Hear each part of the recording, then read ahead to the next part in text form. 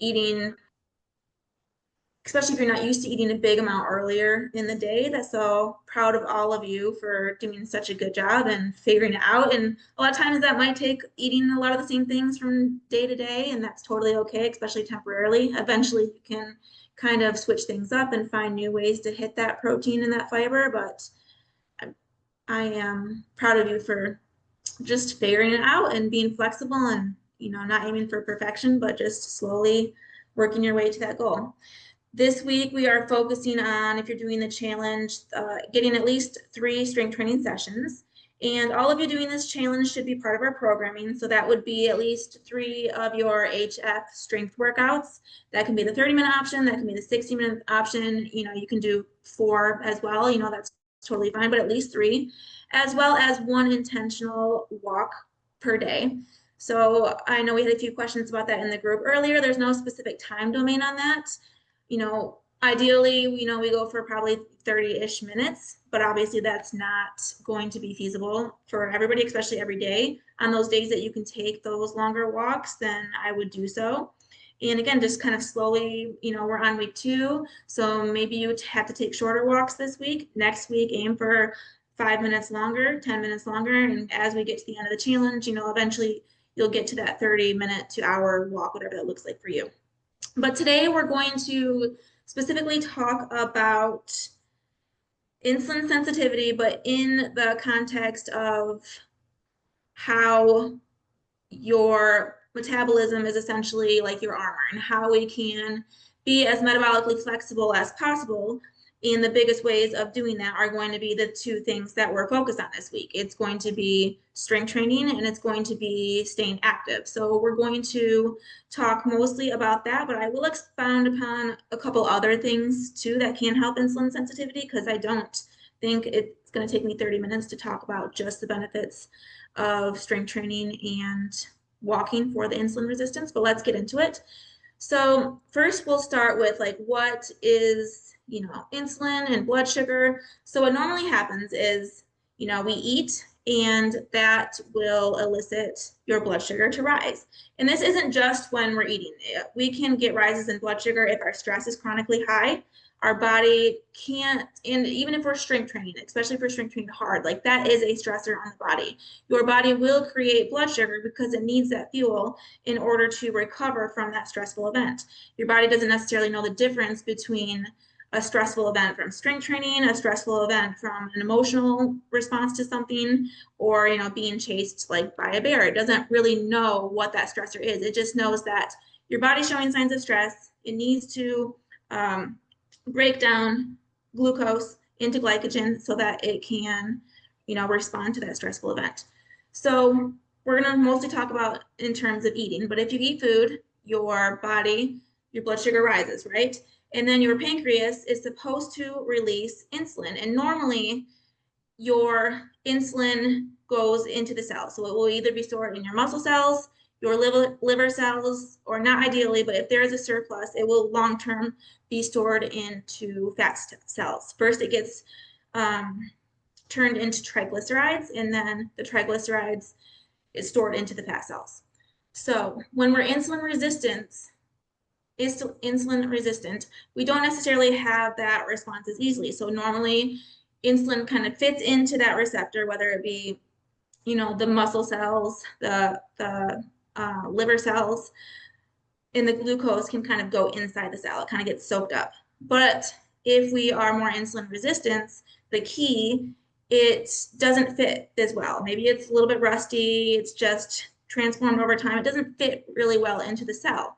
So then glucose it's not being lowered with that insulin. So then your body keeps producing that insulin. So then you're getting more insulin production, and that blood sugar is still not going back down. So now you're having high insulin levels as well as high blood sugar levels. And that can end up leading to some long-term issues like type 2 diabetes or just metabolic dysfunction in general. So how can we become more insulin sensitive? The biggest thing in order to do that is going to be strength training. So the more muscle mass that you have, the higher your basal metabolic rate is. So even if we have the same activity levels, if I have more muscle mass than you, my body is going to use a lot of extra calories comparatively to somebody with less muscle mass because it takes a lot more energy, a lot more calories to maintain that muscle mass than it does to not have that muscle mass. So the more metabolically active your body is, whether that be having more muscle mass, as well as maybe you don't have a ton of muscle mass, but you're walking like 22,000 steps a day. Like that's going to be your basal metabolic rate won't be as high, but your non-activity um, thermogenesis is higher. So your body again needs more calories to keep up with all of that movement that you're having. So the more muscle mass and the more active you are, the more your body is going to need, it's going to need that extra calories in order to maintain your muscle mass and to maintain your current state. So that will allow you to be more metabolically flexible in a sense. And then when we lift weights specifically, your muscles are essentially like sponges. Like I said, muscle or insulin and glucose goes into the muscle cells or liver cells, or it's stored as fat. So muscles are like a sponge. So the bigger and the more amount of muscle that you have, the more glucose is going to just be sucked up into those muscles. So kind of speaking upon the next one as well, muscles are kind of like the storage tanks for glucose. So the more muscle mass you have, the more you're going to be able to soak up that glucose like a sponge. So it's not being stored in the fat cells because your body is essentially using it right away. And that's why you'll see athletes be able to handle an immense amount of carbohydrates without it affecting their fasting insulin, their fasting blood sugar, and their hemoglobin A1C. Like they're insulin sensitive because they are so active or they have so much muscle mass that, again, those muscles are just soaking up that glucose like a sponge. It's not being stored in the fat cells.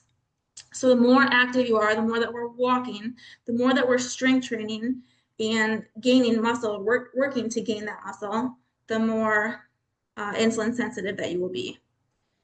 And other things that strength training does, it boosts your growth hormone, it improves your testosterone levels, and it lowers your cortisol over time. As we age, we will naturally lose muscle mass, especially as our testosterone goes down, our estrogen goes down. And in order to dull that effect, we want to gain as much muscle tissue as possible. So that, again, reiterates the fact about how we need to be strength training hard, especially after the age of 30. And again, it's never too late to start. Like you can still work towards gaining muscle even after your 30s. But the more muscle mass that you have and the more muscle mass that you gain, the less effects that it will have as far as aging goes. It will be less of a drop in insulin or less or in testosterone or as drastic. You will have improved, like I said, growth hormone. It will dull that cortisol response. And again, as we lose estrogen and other sex hormones, we don't respond to stress as well. So that can impact our cortisol. So strength training can help, again, kind of negate that aging response. So how do we gain muscle mass? We want to aim for at least 3 strength training sessions a week. The split doesn't necessarily matter. Right now we're in a full body cycle, which is great and a fun change of pace. People tend to be very opinionated about full body versus upper lower. And studies show that as long as volume is equated, volume isn't too high or too low, you can elicit the same response as far as muscle growth goes. So whether your strength training sessions be full body or you're doing an upper lower split, whatever that looks like, train hard in those sessions. On our lifts, we like to put a reps in reserve for every single lift pretty much. And within those, on most of our lifts, we like to get close to 1 to 3 reps in reserve. We don't want to take all of our sets to failure. That just leads to diminishing returns, right? We're going to be too tired to be able to push when that next lift comes up. That's why we're very intentional about which lifts we are kind of taking to failure, how many we're taking to failure, but we want to get pretty close to failure on most of our lifts. We want to really challenge our muscles and to make it hard to, again, elicit a response so that over time we can progress.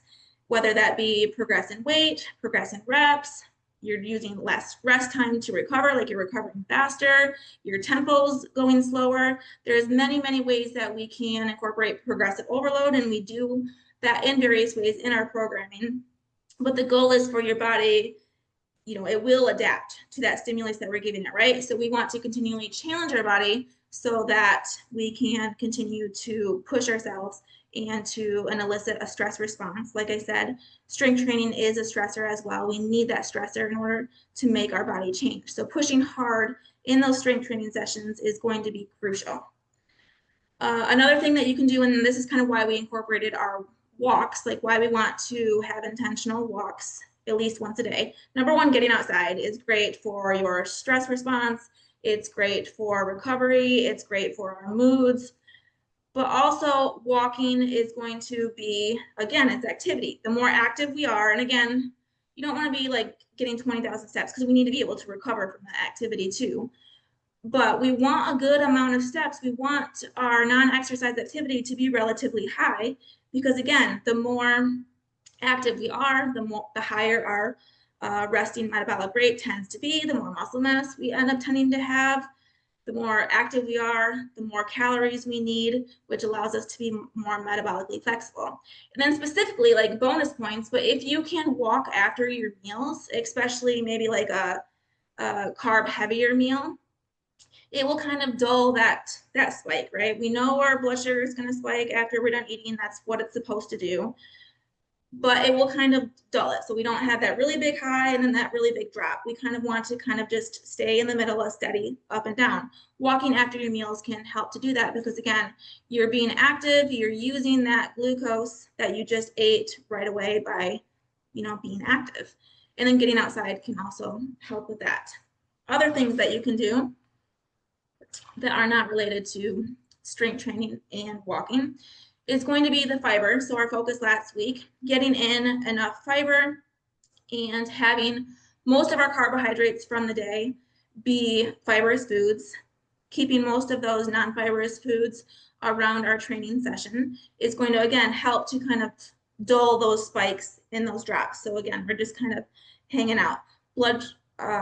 Fiber helps to kind of slow the response of the blood sugar spikes. And so that can help us, again, not have those really high highs and then those really big drops. So eating fiber and then always eating your carbohydrates with a protein source. So again, like you saw that last week with our 40 grams of protein, eating your carbs with a protein source and with a fat source are going to really help us to, again, dull those spikes so they're not such big high highs and such big low lows. Other things just to kind of, I was going to speak on it in the beginning, but to know you're insulin resistant, that will take labs, right? So what you usually see when you see somebody that's insulin resistant is you will see a high fasting insulin. Sometimes you'll see a high fasting blood sugar, but not always because sometimes that fasting, and this is usually the early part of insulin resistance, but your fasting blood sugar might be normal. Your fasting insulin is high, but that's because your body's producing so much insulin that it is lowering your blood sugar for now, but eventually you're going to find that you're going to have a high fasting blood sugar as well as a high fasting insulin. And usually you will also see a high hemoglobin A1C. So we would love for fasting insulin to be less than 5. We would love our fasting blood sugar to be, between 70 to 90-ish. And then hemoglobin A1C 5.5 or less. Let's see, I think there's a question in the group too. So let me make sure that I'm not missing anything there. Oh, somebody said, loving the full body, always loved upper lower with summer. Yes, it makes it easier doing full body, makes it easier to just train 3 times a week. With upper lower, it's kind of a bit trickier because you do kind of want a good balance of, growing your muscle in your upper body and growing your muscle in your lower body. So full body can be helpful if you're only getting 3 times a week. And sometimes it's just fun. Sometimes it feels quicker. Sometimes you're not as taxing because you are able to not just train full legs, which can be just really, really taxing, especially on your central nervous system. So I love that you're kind of seeing the benefits in just we appreciate all of you kind of sticking with us as we, sometimes switch from full body cycles to upper lower splits. It's a fun way to change it up, but again, we all have our preferences. Michaela prefers full body. I prefer upper lower personally. We all have our preferences, but we like to kind of tailor it so that everybody is happy at least some of the time, right? Does anybody else Yeah, have any? yeah. I was gonna say it's good too just to switch it up in general. Like your body's, it's just a new stimulant, right? Like your body's just gonna respond differently to it. And if you've been lifting upper and lower body splits all year, you feel like you've hit a plateau, it's always good to switch to full body and just heighten intensity a little bit that way. And that'll just help elicit body change better. Just so For sure. keeping that in mind helps too when you switch it up. I also have clients that, and I think this is definitely true physically, but also a mental thing is that they're able to push the intensity a little bit more when it's not full body. Just for the obvious, right? You're not as taxed on just lower body, just upper body. And so the intensity can be at a higher level, eliciting more or different responses. So yeah, I don't think it's a just the kind of split to me is never like good versus bad, right versus wrong. But what Autumn said, like it's just great to switch up the stimulus. And it's more so like the volume too. We want to be able to recover. Like it should be hard in some, oftentimes, especially as we do a new cycle, you are going to be a little bit sore because you're wanting to progressively overload. But we shouldn't be just like, drained like the rest of the day or like going into the next day. We kind of, eventually, if you're doing too many sets of a certain muscle group, like there's diminishing returns. Like you're just not going to get as much bang for your buck. You're doing all this work, but you're not necessarily going to gain more muscle mass just by doing more volume. So having the proper volume, like we want to have enough, but we don't want to have too much as well. But a key is going to be pushing hard in the sessions. And sometimes, like you said, when we get stuck in a rut doing the same kind of split, sometimes even over and over again, you just tend to not push yourself probably as hard as you could. And I also love when the group that's doing the hungry fitness, like they're sharing, like last week they shared, you guys, all you ladies shared in the group, like what are you doing for your jump squats, and that kind of pushed each other to want to do more for your jumps, like a little bit of healthy competition, right? Like we want to, so that's a fun way to kind of push yourself maybe a little bit without obviously getting injured. But if you weren't maybe using as much weight as you could, it's a fun way to try to just, what are you, how hard can you push yourself?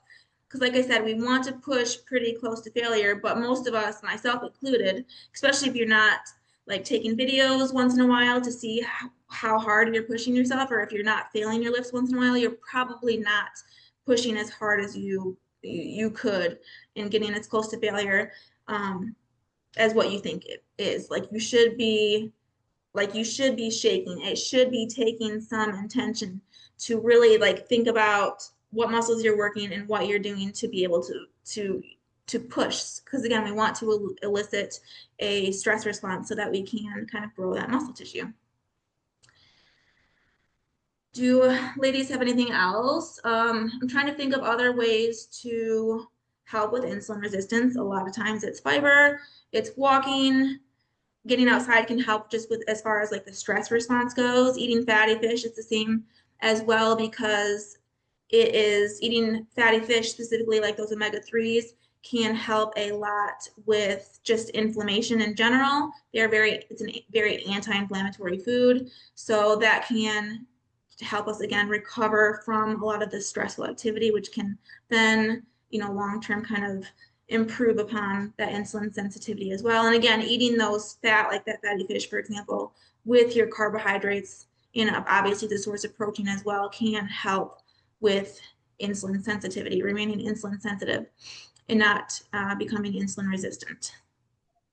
I'm thinking also, like if you are insulin resistant, really thinking about your environment, like spending as much time outdoors as possible.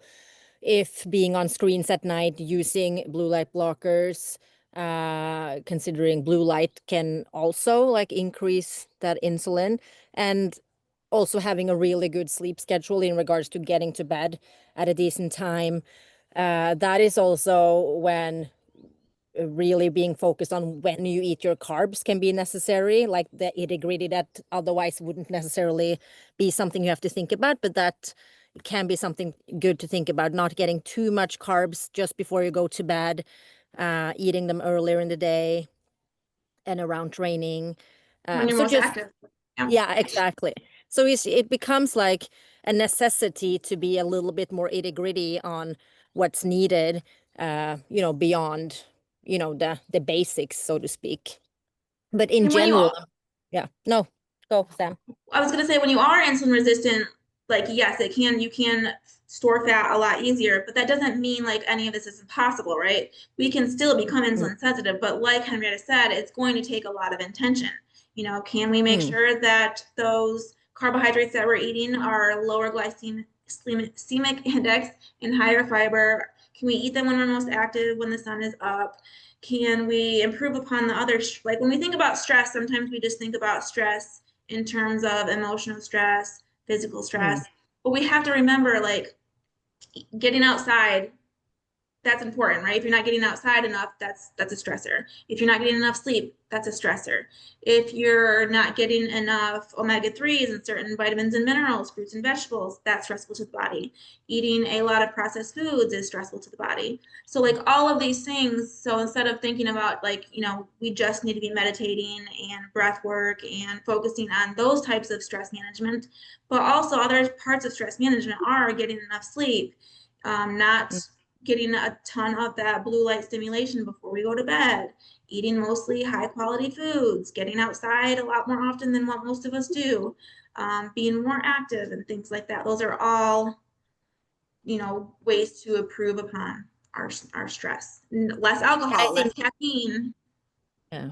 And I think like I've said it 1,000 times, but I truly believe that the modern world that we live in are making it harder. Like we have to be more intentional in the way most of us live in just the modern world that is surrounds us. So, and I think what important also, if you are one that needs to be a little bit more into the nitty-gritty, like insulin, it's reversible. Like you can create that sensitivity by changing your lifestyle. So even if you have to be nitty-gritty for a while to kind of improve your insulin sensitivity, that doesn't mean that you have to focus on that forever. Like it's just a tool basically you use to get to a better place where you won't need to be that like the lifestyle change is needed, but that like focusing on when you eat your carbs might not be needed like a forever thing. And so I think that's good to know as well.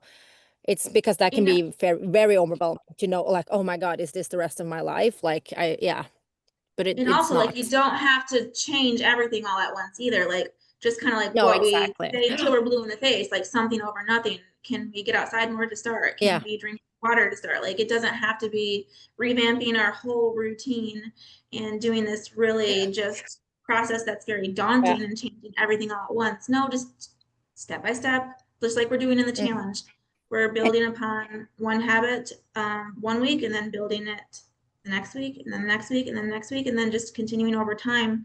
A lot of these things will just, you don't even have to think about them. You'll just do them. Or sometimes in your life, maybe they will get put on the back burner, and then other times in life, you'll be able to focus on those things again. And that's okay too, ebbs and flows. And a lot of that will compound over time, right? So can you hear me? Yeah. If you're lifting weights, it's going to take time to build muscle, but over time, like your metabolic rate is going to improve and your metabolic flexibility is going to improve.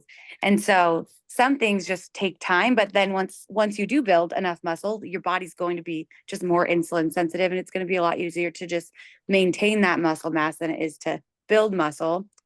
And just those little habits add up. Walking regularly, eating balanced meals, all the things that we're talking about here can have a really big impact over just 3 months. Getting regular labs too, so you can just like assess that and see your progress is really helpful as well, because it can feel like you're not making progress, but getting that monitored and like checking in on that twice a year can be really helpful to just see, okay, are the habits I'm implementing making a difference? And like, am I moving the needle in the direction I want to go?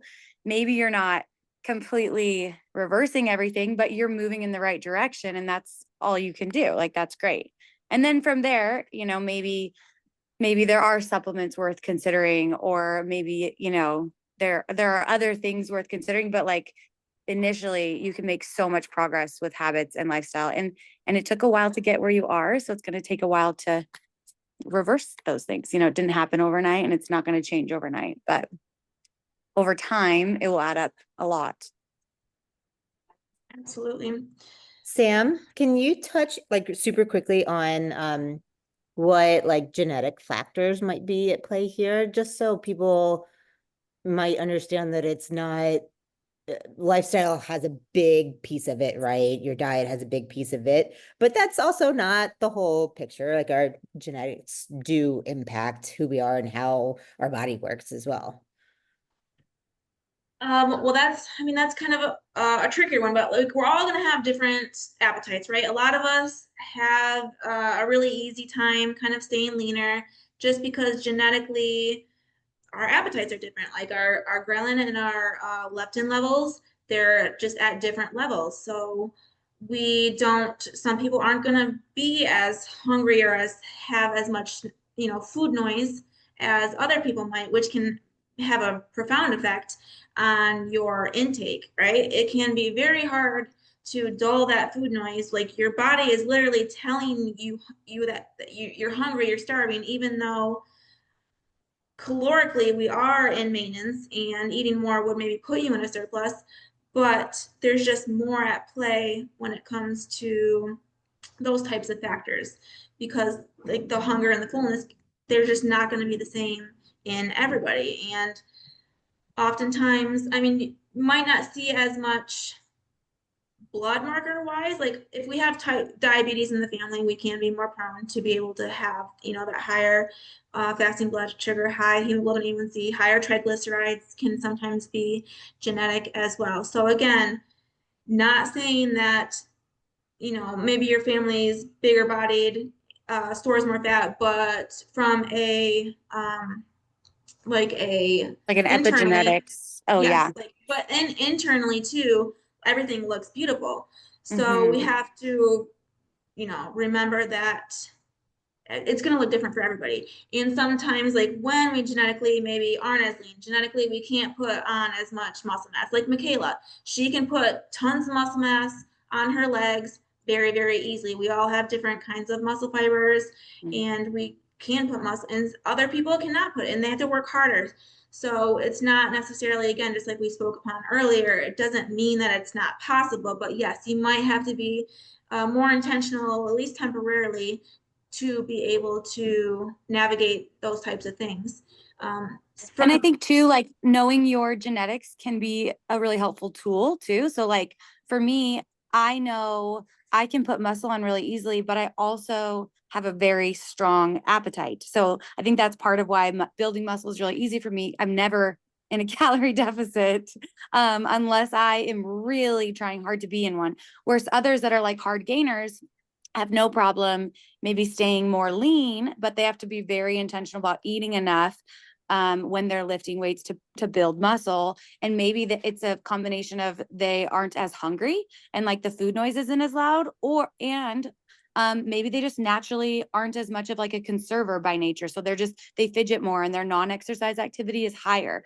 So I think like knowing a little bit of like your genetics, but then also just paying attention to like your tendencies too can be really helpful for, you know, counteracting that. Like for me, I can put on muscle really easily, but I can also put on body fat really easily. So like making sure my meals have a lot of volume and fiber and protein, and I get a lot of water so that I am more satisfied. Where even in families, you can see a difference. Like my dad's genetics are more that way, where my mom is the opposite. And I have siblings who could go all day and not eat anything and just forget to eat. And they are way more just naturally lean than I am and have a harder time putting on muscle.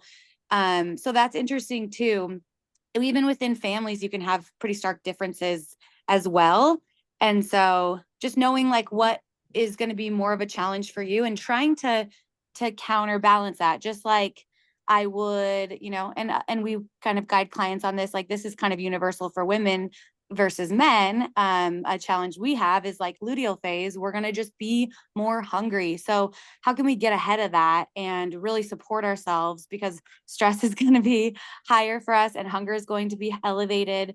We're not going to be sleeping as well. So like knowing all those things, how can we put ourselves in as good as possible of a place to where we can still maintain optimal intake if we have goals where, intake is important, and make that easier on ourselves versus harder by eating more calorically dense foods, maybe not hydrating as well, those types of things. So I think knowing is a powerful tool, but not letting it like debilitate you too. And like, is also helpful, but getting support too, if you Like need it. even like looking at your kids too, like Oh yeah. Kid to kids kid. are totally I can tell the different. I have different one child, genetics at one play. child that, he is naturally maybe not as active, just doesn't really move around, not as much of a busybody. So he can gain body fat a little bit easier if he's not, as intentional about getting outside and playing.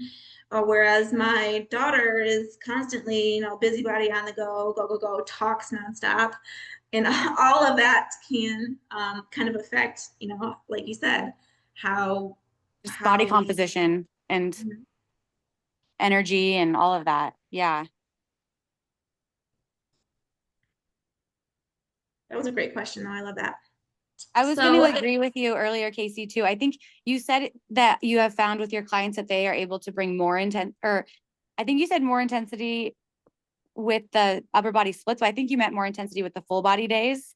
Is Oh, that yes. Sorry. Full body yes. days. For sure. Okay. Because I'm that way. I think if I have a full lower body day, like I think a lot of clients and a lot of women I have noticed like love that like pure exhaustion. I'm sweaty, my legs, I can barely walk. Like it just feels so accomplishing to have that lower body day under your belt.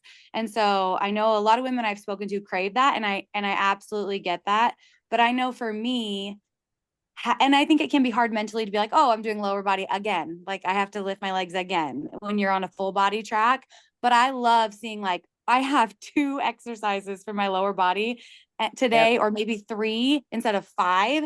And I'm just going to crush those. And I know I got to go to like lateral raises after and just relax, because if I'm taking lateral raises to failure, it's not going to just be taxing my nervous system. So it is not, I think mentally, the older I get, I do better with full body days, just having that intensity and not as much volume in one day. I recover better, but I also get, sometimes it's hard mentally to like wrap your mind around doing lower body multiple days a week instead of just like twice a week. So Yeah. I think pros and cons, but everyone's going to respond differently, right? yes. Like your training age is going to attribute to that as Mhm. well. And yeah, they're just and genetics too, going back to genetics. Like Yeah. I don't gain mass in my legs or my glutes very easily. I need to train glutes and legs like 3 times a week. I naturally like more am just frequency. built higher, more in the upper body. So I have to be more intentional about maybe lowering the upper body volume a little bit. And that's what is great, is kind of why part of the reason we wanted to do the HF husband workouts too, right? Is for those that might be more lower body, easily put on mass there, they can kind of do those workouts and be more upper body focused as opposed to lower body too. So I love that we kind of have something for everybody. You can do the HF husband if you are a female also. That's just like programmed for the typical female, typical male, but obviously we're all different too. So if you want more upper body focus, then definitely do the HF husband proudly. Well, thank you all for joining. And if you are doing the challenge, then I will announce in the group soon here who is the winner of that week 1. And then just keep sharing in the group, keep sharing, well, any questions, of course, but share those habits. What are you struggling with? Share your wins, and just holding yourself accountable too. Like, let us know how your workout went. Did you take a walk? And yeah, we love to kind of have that interaction.